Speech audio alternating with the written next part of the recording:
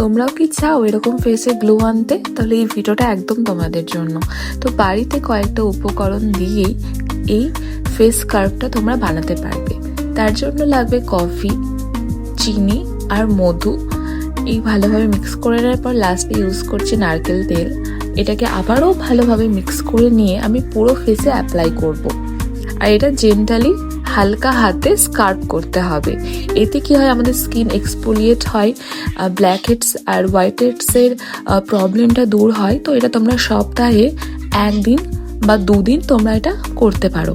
আমি আবারও বলছি, কেউ জোরে জোরে ঘষবে না, একদম নরম হাতে এটাকে করবে। করে নেওয়ার পরে নর্মাল ওয়াটারে ফেসটাকে ক্লিন করে নেবে। তোমরা দেখতে পাচ্ছ আমার ফেসটা কতটা বেশি ক্লিন লাগছে। তারপরে একটা ভালো ময়শ্চারাইজার ইউজ করবে, তাহলেই তোমরা বাড়িতে বসে এরকম একটা গ্লো পেয়ে যাবে। আর আমি এটা ফেস প্যাকের টিউটোরিয়ালও তোমাদের সাথে শেয়ার করেছি, তোমরা চাইলে আমার প্রোফাইলে গিয়ে দেখে আসতে পারো। আর ভিডিওটা ভালো লাগলে লাইক, শেয়ার, সাবস্ক্রাইব করে দিও।